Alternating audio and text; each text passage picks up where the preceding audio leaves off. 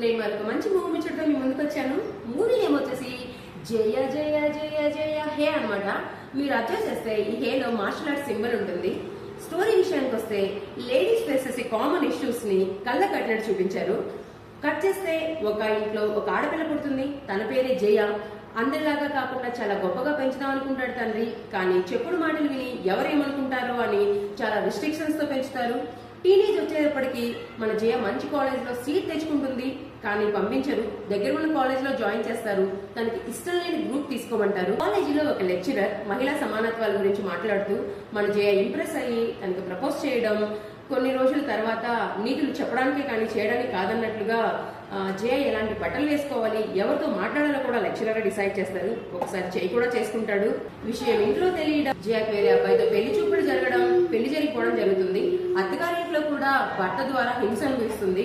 తన భర్తకి ఎలా అయినా బుద్ధి చెప్పాలని చెప్పేసి యూట్యూబ్ చూసి మార్షల్ ఆర్ట్స్ నేర్చుకుంటుంది. భార్యాభర్తల మధ్య ఒక 6 minutes ఫైట్, కామెడీ సీను, నవ్వుతూనే ఉంటారు. బ్యాక్గ్రౌండ్ వాయిస్ అయితే వేరే లెవెల్. జయ భర్త విషయాన్ని డైవర్స్ వరకు తీసుకెళ్తాడు. ఇక్కడ కోర్ట్ సీన్ కూడా చాలా ఫన్నీగా ఉంటుంది. సో మై డియర్ బడీస్, అబ్బాయి కొడితే క్యాజువల్ గా తీసుకోవడం, అమ్మాయి కొడితే ఎక్కువగా రియాక్ట్ అవ్వడం మన సమాజంలో చూస్తుంటాము. తప్పు ఎవరు చేసినా తప్పే. జయ లాంటి ఆడపిల్లకి కావాల్సింది జస్టిస్, ఈక్వాలిటీ అండ్ ఫ్రీడమ్. మన జయకి దొరికాయా లేదా అండ్ ఎలాంటి డెసిషన్ తీసుకుంది మన జయ అనేది మీరు చూడండి. కామెడీగా చూపిస్తూనే మంచి మెసేజ్ ఇచ్చారు. డిస్నీ ప్లస్ హాట్స్టార్ లో అవైలబుల్ ఉంది. Watch and enjoy. బాయ్.